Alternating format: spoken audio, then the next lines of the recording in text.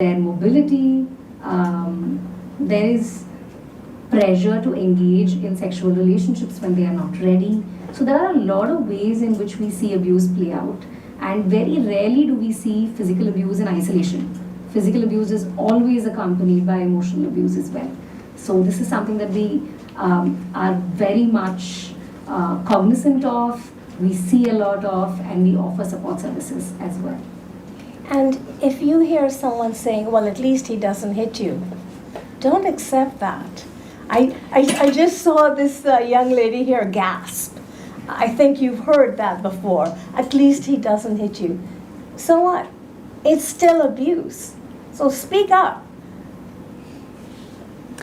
Maybe this is a good opportunity to talk more broadly about services that can be provided to victims. At PCVC, like I said, we have a 24-hour hotline. It's called the Indrani National Domestic Violence Hotline. We have a 1-800 number. It's 1-800-102-7282. You can also reach out to us on WhatsApp or social media. We're very responsive across platforms. So if you're going through something, if you'd like to talk to a counselor, if you're just unsure whether this is just regular conflict that happens in every relationship or this is more than that, I'd like to discuss why this is making me feel so bad. I feel violated in some way, but everybody's telling me that this is normal, that I should adjust. These are questions to ask us. We're here to answer those questions. So we do have a support line that you can call us on. We are right here based in Chennai in this community, so you can come in person and meet us and have conversations with us.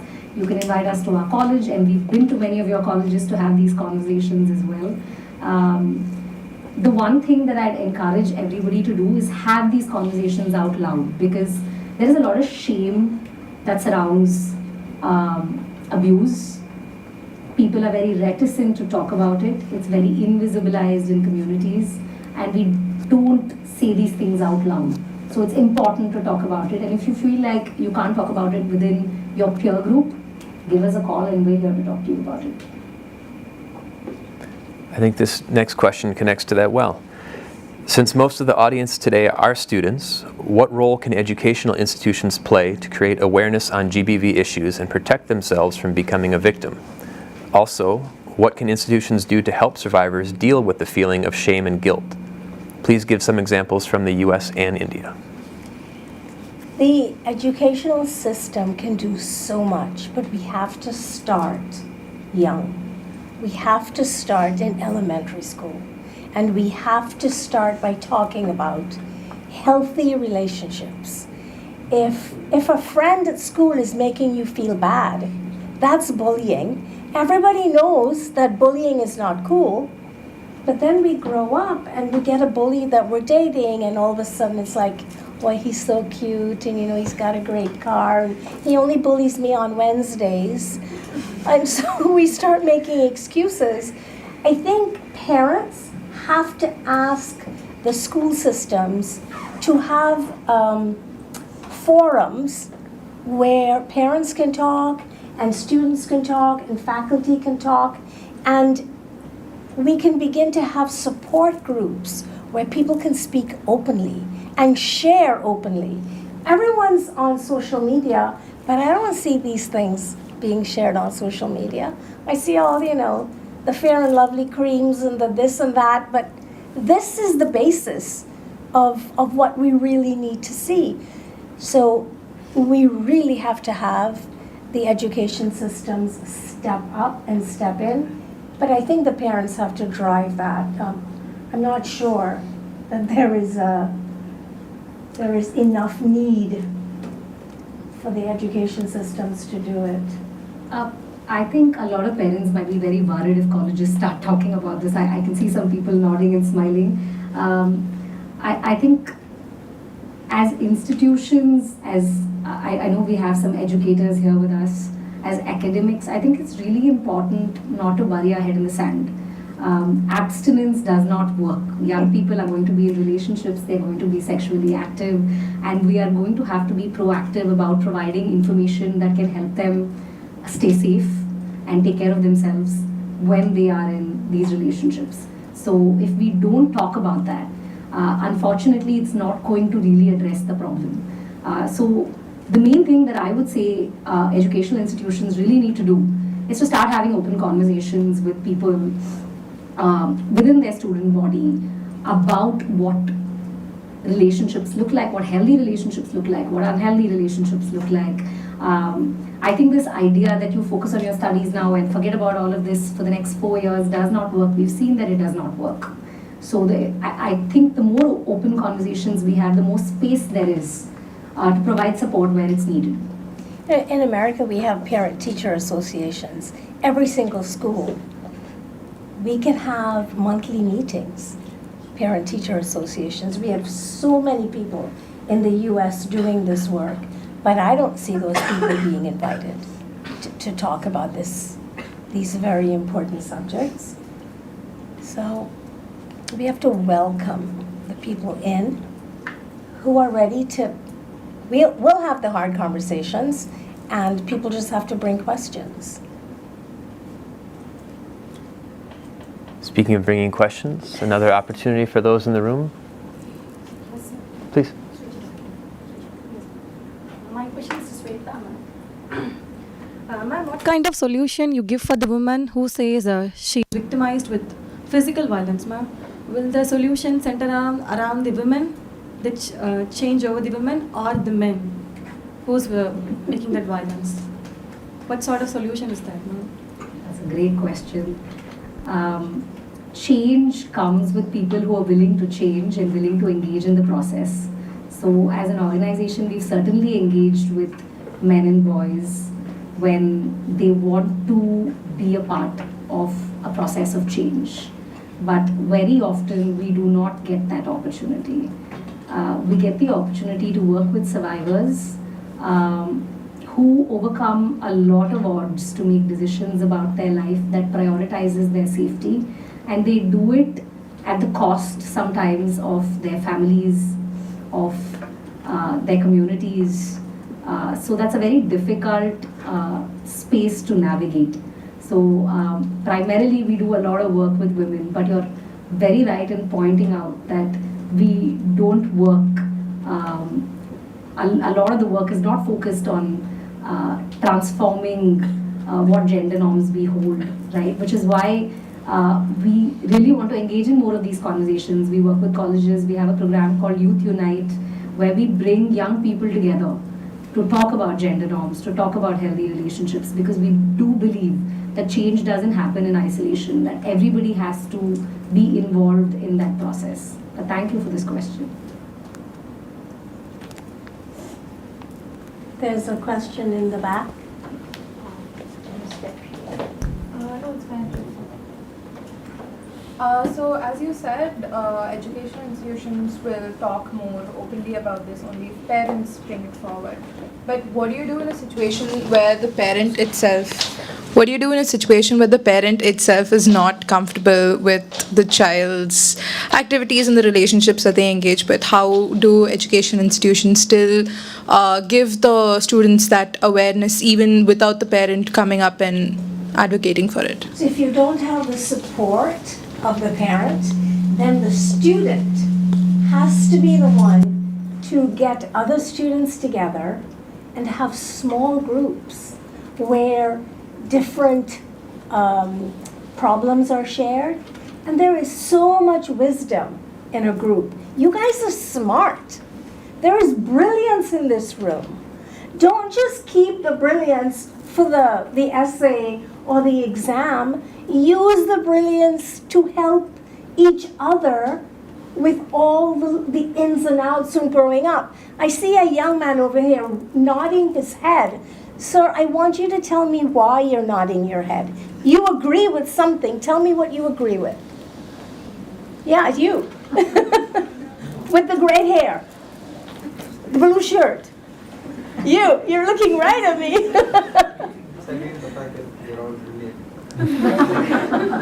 What did you say? He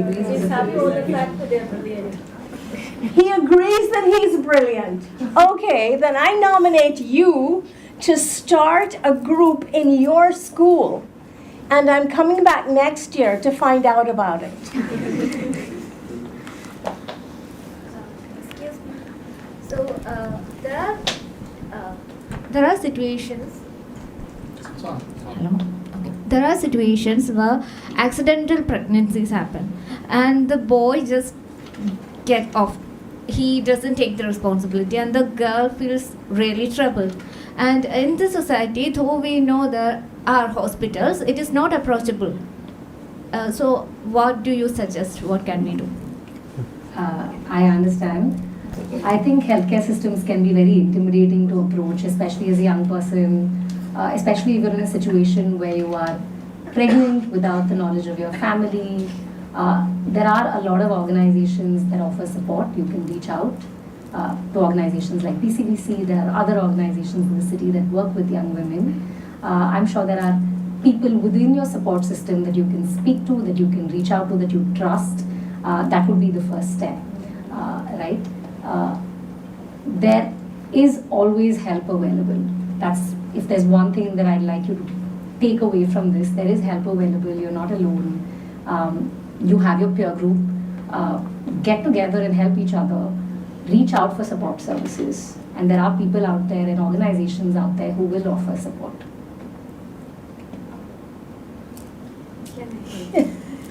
So, my question is somewhat related to what she asked. She was talking about what if the parent is reluctant. So, in education system, there is a hierarchy, if we recognize it or not. Of course, teachers and like other authorities come there. So, what if they are not supportive of the conversations that should be held in the spaces? What can we do then? Well, you are assuming that there's only one space where these conversations can be held. But I know that you guys gather in many different spaces, and you can create small, safe groups in different spaces, but you have to take the initiative to gather together and use each other and support yourselves, because if the parents not doing it, if the teachers aren't doing it, like this guy over here knows, you're all brilliant, you have to do it. I think within every support system, you can identify people. We all instinctively know, right, who we can talk to about what. I know that I can have certain conversations with my mom, I can have certain conversations with the school uncle who will get what I'm saying. I'm sure all of you have people within that ecosystem of support that you know you can talk to about different things in your life. So one person doesn't have to be everything for everybody in all situations. One person cannot be And they cannot be. And we're dealing with a generational shift. What you are contending with in your life and what you are navigating is not what your parents did, and is not what your elder siblings did either. So there's a very different context to what you're living through, right? And there are people in your life who will understand. So the first thing to do is to identify who these support systems are. Who are these people that you can speak to within your peer group, within your educational institution? There might be that one professor that you know will hear you out, right? And there's somebody within your family that you know you can have this conversation with. So the first thing to do is to identify these support systems for ourselves. Who can we talk to about these things? And there will be someone. And if there isn't, then you create it. And that's what Indrani is talking about. That you get together, a lot of you are nodding, a lot of you are in very similar situations with very similar questions. These are questions that I don't know if you're talking to each other about on a daily basis, but you could. You could get together, get people from different colleges, have a small club, have these conversations together. Then you have a support system that helps you navigate some of these conversations. What did Mahatma Gandhi say? Be the change. If everybody in this room went out and created a small group, look at the change we could make. It would be brilliant. It would be shifting the whole of Chennai. Look at that. But it might come at a cost of maybe our education, maybe the career or family. That is a hurdle. Tell me what you mean by that.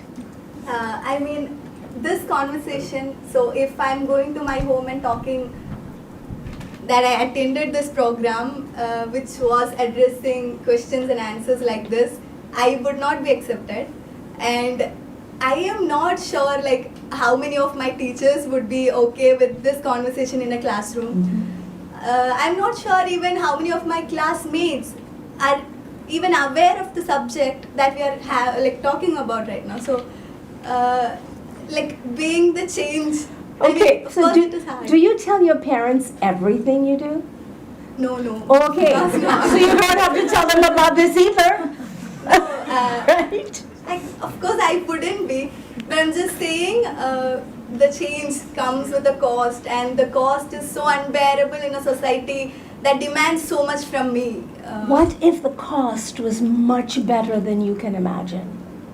What if the cost is a life that you cannot even think about, that all of a sudden it's your voice that's making the difference in your society? What if? We don't know because you're not taking the chance. And all your friends won't want to be part of your little group, but I'm sure one or two will be. You know who those are, and start small. And can I just add that change is incremental, nothing will change overnight, but over time, with financial independence, with an education and a career, with space that you've created for yourself, a lot of these conversations will become easier and easier. The idea is to not lose track of that goal, that you want to live a life of your choice, that you want to do what your heart tells you to do, right? Regardless of social norms, regardless of what the family is saying.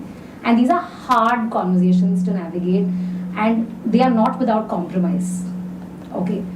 And it's very important that we are not paying the price for it today. So the result of this conversation is not for you to go home and start And get beaten up. start a rebellion. The idea is to really think about what you want, who you are as an individual. And before we even talk about relationships, Indrani and I were talking about this just before we got here, that before we even talk about who we are in a relationship, we need to understand who we are as an individual. And she had something wonderful to say about our relationship with each other. When you guys are all thinking of dating and perhaps marriage, and you know what you're looking for, how many of you have thought about the relationship you have with yourself? Show of hands, how many of you love the person that you are? All right. Okay. Prasanna ma'am, I know you do. A lot of the boys are saying, yeah, there. We have to fall in love with ourselves first, and we have to know what that means. What are our values? And if you don't know what your values are, there are many books on the subject, and here's a trick that I use. Think of 3 people that you admire, living or dead, known or unknown. Think of the reasons why you admire those people. So my 3 people are Nelson Mandela, Mother Teresa, and Mahatma Gandhi. And I think, why do I admire those people? And I have all the values that they hold. And so I think, oh, then I can practice those values. I can be more like my heroes. I don't know any of those people, and they're all dead, right? It doesn't matter. A value never dies. So find your value, know who you are, love yourself first, and then look for a partner. So you know if that partner is mirroring what you want, or if there's a tension, and then you know, well, I better not follow through with this relationship because, I cannot even think of something ridiculous. But you have to know yourself before you allow yourself to be known by someone else. Do you agree? Yeah. I like. I have a question. Yeah, question in the back there. So I'm a first-hand victim of many abuses, what you all would have gone through. I always believe and trust in preventing instead of, teaching them to be resilient after something happened and bouncing back. So I wanted to know like how in my own capacity I can start a group where I would be teaching and empowering young girls, not only girls, even boys. I've seen boys who've been abused in many ways. How do we teach them what it is to be in a relationship, how to find the red flags or green flags or pink or yellow, whatever flags they are, and how to go about the mindset that has been so strongly incepted in not just youngsters, even from infant stages where you have to be this way, to be taught like this or something like that. How do I create that mindset? Because for me, I have all the privilege of bringing up my daughters in such a way that they know to say no, they know to say like what they like, and if they see something which is not uncomfortable, they would put their foot down and say no, you better be there. And I would always say them, you feel threatened, do whatever to safeguard yourself. Mom, I'll be there and like I'll take care of everything. But I wanted that safe space to be in kids' lives where it's not that where they go face something or get into some problem, then, have all those traumas stored in their mind and being resilient. How do we prevent it from the basic thing? What did you do in your own life to teach your daughter to be so strong? I wasted 21 years in understanding that I was in abuse. It was not easy to even identify it was an abuse. It was not easy to know that, okay, you have to, because sometimes a point will come where people will throw down their towels and say, I can't anymore. But I threw down the towel and said, I can't anymore, I'm ready to battle now. So you have the skill sets. You are a survivor. You are thriving despite what happened in the past. You have everything you need to teach other people. You more than many, because you recognized it and you left. You are a hero. I was not left. I was thrown out. So I was able to. Yeah, I was able. Leaving it's okay. Exactly. Right? You are out of it, and get it out of your head that you were thrown out. Of course, I'm happy that I was thrown out because I wouldn't have got that guts to walk out at all. So you have everything you need to teach other people, don't you think? Absolutely. So how do I take the first step? Because I've been a social worker, but still not in this thing, because I never touched that subject of, because I was into empowerment, into Well, I'd like to livelihood. invite you to reach out to PCVC after this, and I'm sure that they have a million ways Okay. that they can help you to take these steps. Thank you so much. Thank you. Yeah. Thank you for your story.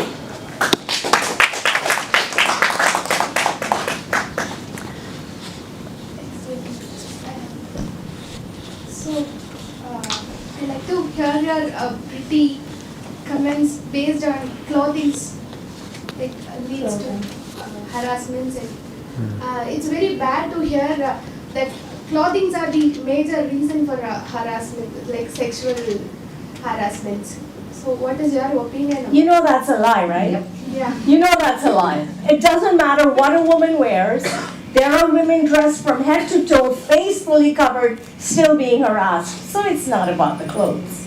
So, but still, many of them are speaking about clothing, right? So, I think the conversation around sexual harassment, around abuse, often centers around the behavior of the people at the receiving end of that behavior. So what did you do to invite this? What did you wear? What did you say? What did you do? We need to change the focus of these conversations. Somebody is engaging in behavior that is abusive, that is violating the fundamental rights of another individual, and yet our focus is on questioning survivors on what they did. So it is up to all of us, I think, and it starts with small things, right? The conversations we have with each other, the conversations in classrooms, the movies we watch, the conversations around dinner tables, where we're very casually blaming victims on an everyday basis. It's very easy to say. There was a recent case in Kolkata where a young woman was raped and murdered, a doctor, and they said, why did she go sleep in that room? it's a night shift and she was at the hospital, and there was a lot of conversation around why she was alone at night in that room, why did she sleep there, who would do that, why didn't she protect herself. We need to build a society together where the onus of protection is not on us. It is something that is just taken for granted. It's a given. Regardless of what I wear, regardless of what time of the night that I'm out. It is not that the onus of protection should be on me, that I am responsible for ensuring that nobody rapes me. You know? So these are, again, conversations that we need to have. These are important questions to ask. These are questions to continue to talk about, because change doesn't happen immediately. It does not mean that today in Chennai I can walk out at 2 a.m. alone and feel safe. I wouldn't feel safe. Would you feel safe being by yourself outside? I wouldn't, right? So the point is not that it's unsafe, so what is the point of asking this question? The point of asking this question is that the more conversations we have, the more of these norms we break. Who set these norms? Why are we following them? And if we want to break them and we want to build new norms, we have to have these conversations. We need to ask these questions. And when you hear, the next time you hear someone say, well, what was she wearing? Put an end to it and say, that is the stupidest statement I have ever heard you say. And call it out. If we begin to call out the lies, those are lies that are perpetuated, they will stop. It won't be tomorrow. It may not even be next year. But if you insist on calling out the lie, it will stop. I took a resolution last year, right, in January 24, that every time somebody posts a sexist joke on my family WhatsApp group, I will reply. I have muted all groups, right? I would just open and close so that there are no unread messages. So I said, let me reply to all of these messages and let me say why this is not okay. And just out of the sheer nuisance of somebody going after every joke, people just stopped. They were like, somebody is going to have a long conversation about this thing that I thought was a good morning joke. So let me just stop it. I mean, unfortunately, they started another group and post these things elsewhere where I'm not a part of it. But I think you need to start somewhere in a way that doesn't invite consequence immediately on you, in a way that you feel confident that you're not going to be penalized for it. So these things take time as well, to answer your question. Yes, sir. Actually, ma'am talked about admiring, and in reason we can see that people are admiring most toxic personalities in the movies, and they are becoming a huge success. And the producer doesn't think about this toxic. They doesn't know. They think, okay, if a character is like this, if getting a good box office, then they are trying to reproduce movies with the same concepts. And what is your comment about that? Don't look at them. Don't give them money. Don't go to the movies. You have the ability to make change. Okay, not just you, but can you imagine the effect? All of a sudden, all young people say, hey, I'm not going to look at that. That's sexist and it's making violence against other girls. It's not going to be overnight.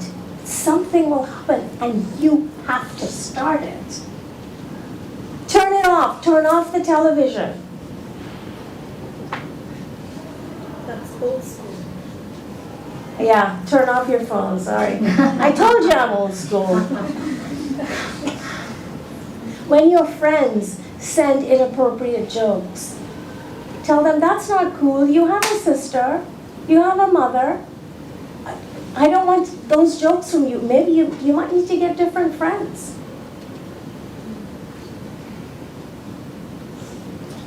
I think a lot of movies perpetuate very, very toxic patterns as romantic, right? So I think we also need to recalibrate what we think is, romantic.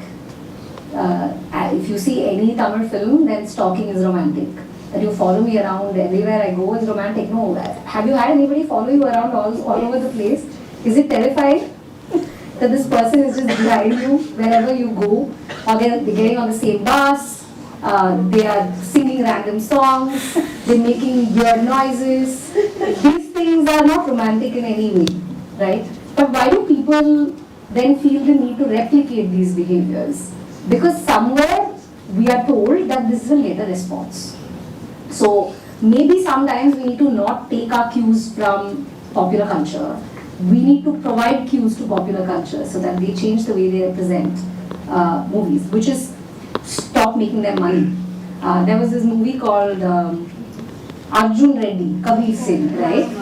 Yeah, it was a blockbuster film. It made a lot of money, and so it's very easy for people to then say, why should I stop making these films? It's also the economics of it, and the point is not these characters exist in real life and we're portraying it authentically on screen. What we're not doing, we're lionizing these characters, we're making them heroes. If you portray the same character and say that this is something that's going to have an impact on that girl's life, on his life, that's a very different portrayal. Then you can say, yeah, this is very realistic because abusing men tend to have an impact on the lives of people around them and on their own lives. They are not the happiest of people, right? So that is realistic. But what is not realistic is to say you have no consequences for your behavior, you still get the girl at the end of the day, right? Yeah. No, that's where things have to change. That's how the mindsets are so very strongly incepted, right? I remember when I was in my school, there was so much of movies which literally made Ottoman heroes and like all those stuff. One of my best friends, she eloped with an Ottoman who was like taking her, and they thought it's going to be like really a happy living ever after. But she ended up with a child and he left her, and like she's still suffering the consequences of those movie effects. We can say like I can boycott, but how many are so strong in boycotting? Not everybody are in that thing, right? We don't have to start with everybody. Yeah. We have to start with you and you. You have to start with one person. Persona Ma'am started this organization because she saw a need. It wasn't here before. She said, you know what? No one else is doing it. I'm going to do it. I started my foundation because I saw a need.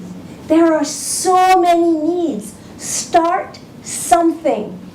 It doesn't have to be big. Maybe it'll never be big. But if you can change the lives of 5 people, 10 people, 20 people, it's worth it. Do something. And you recognize that it's toxic, right? Have a conversation with your friends who think it's cool. Yeah. And also, those kind of movies made an opportunity to having a conversation in social media. Yeah. But there's some problem is people who recognize toxic is very less, and people who endorse is more. So even though we communicate over there, it's less. But I think over a period of time, people increase. But I think people are afraid to say it's toxic.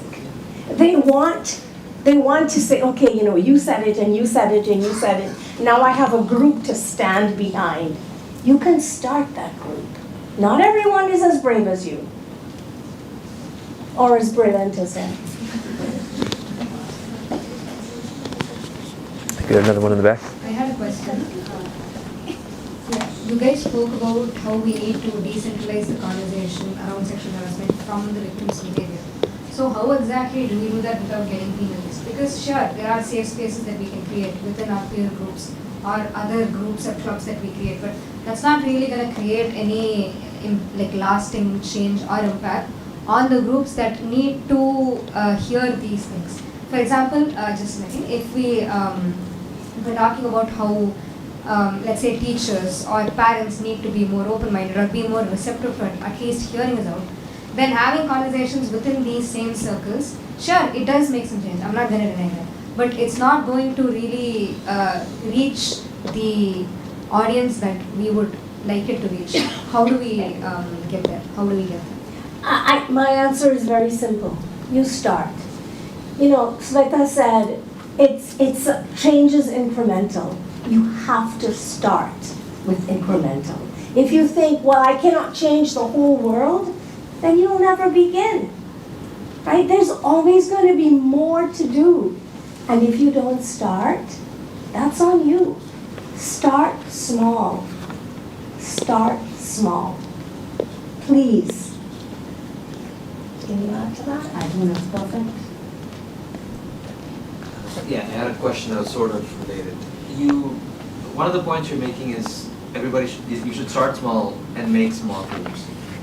But even in that group, usually people who, he pointed out that there's a lot of social discourse over movies that perpetuate toxic traits. The reason why they might find those things toxic, you could attribute that to them thinking differently in general. So how would you suggest talking to them like that? You can't just say what you think, because to a certain extent they might not understand the way you say it, which would lead to them sort of doubling down on their point. Much like someone, like you said, that's the stupidest point I've ever heard. I forgot exactly what you said. Cultural norm. Yeah. If you were to say that to someone who has a different belief than you, they would be more defensive. So rather than and those sides, it goes both ways. So how would you approach having a more healthier conversation instead of just sticking to your point and trying to argue your way?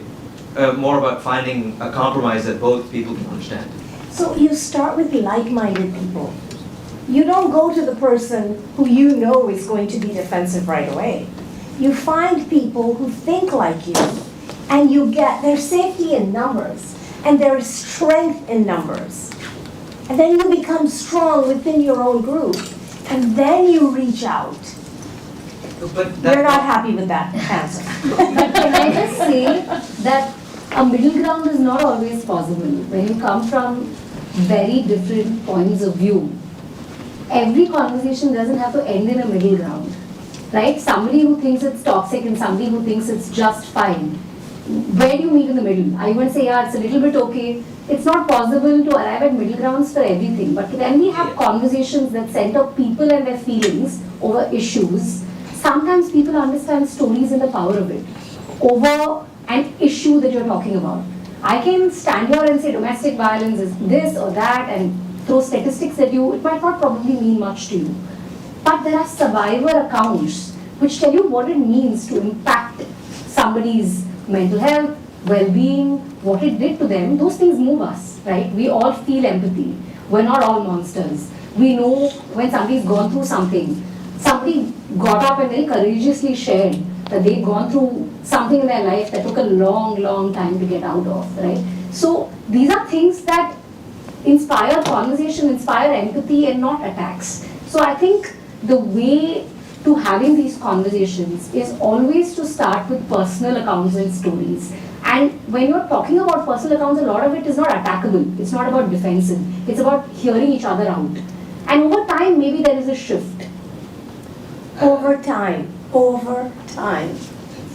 But okay, the compromise, I would say, is not about the subject matter itself, but more so the way you would communicate with each other.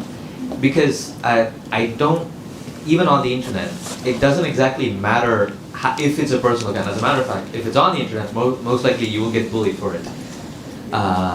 So it's, to me, the reason why I wasn't satisfied with that answer is I find the idea of there's a chance that you can't reach any kind of compromise. That is very, it's not an easy thought to have. So no, it's not. And there is a chance that you may not reach compromise with a lot of people. But I think that you will reach compromise with many people.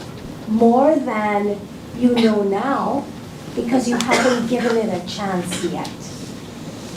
the reason why I asked the question is because from personal experience, there's also another point to this, where if you have to talk about anything related to gender violence, gender identity, it's a very sensitive topic, where it's, for the person to be sharing their personal experience, it's going to be highly stressful. And more often than not, or you might come across this sort of often, is that someone wants a more rational explanation to a personal, subjective experience.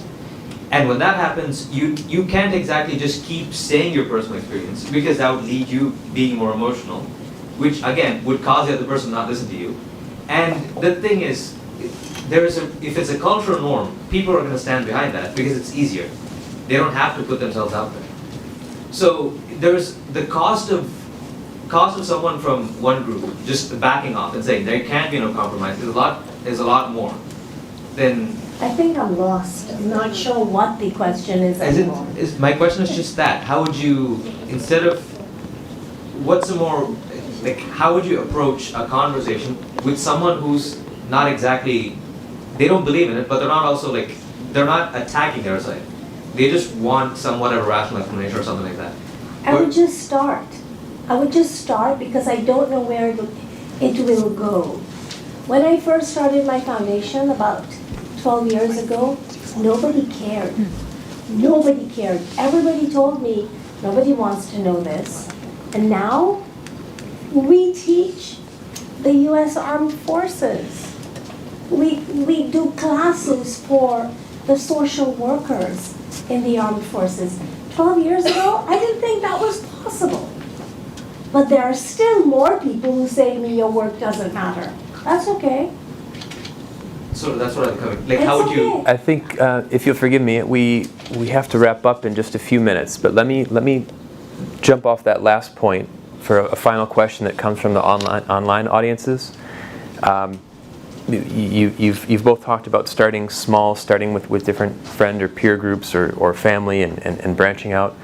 If we zoom all the way out, can you give any examples of or talk about how effective government policies have been in addressing gender-based violence, or provide any examples of successful policies or initiatives?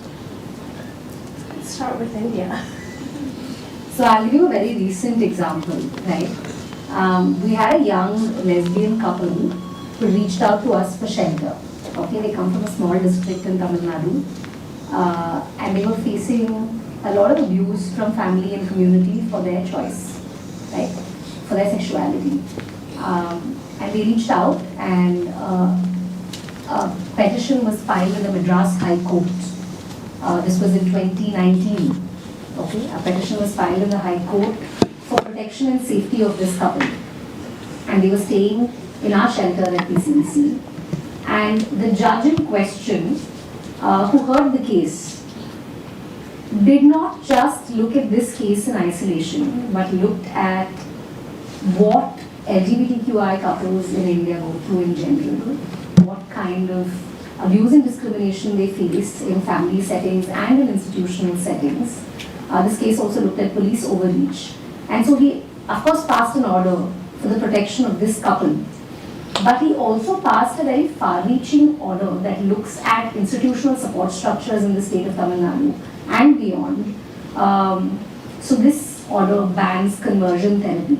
I don't know if all of you are familiar with conversion therapy. Conversion therapy is the forcible denial of a person's identity, and there are medical interventions and psychiatric interventions involved as well. So the order bans conversion therapy. The Medical Council of India has deemed conversion therapy professional misconduct. So if somebody is found practicing conversion therapy, their license could be taken away. They came up with a glossary of terminologies in Tamil and in English, so that there are sensitive terms to denote to the community, that we're not using insensitive terms. We're all aware that in all languages there are lots of violent terminologies present, so the court also looked at terminology.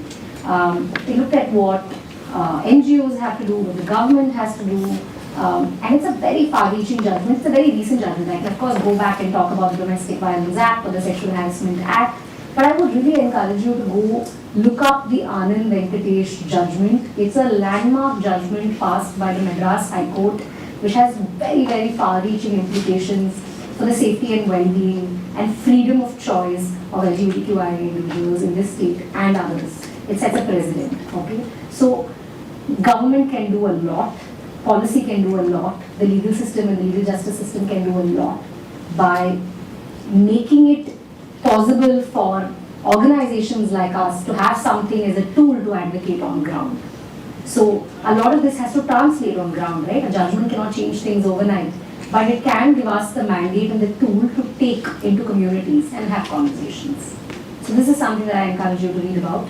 It's the Anand Venkatesh judgment on, it's called Sushma, it's called the Sushma case. You can read about it. I think we're out of time. If you'd like to answer, please. Just in the US, we had We have a big history of LGBTQI couples now able to be married and share property, and if someone's in the hospital, they can visit their spouse.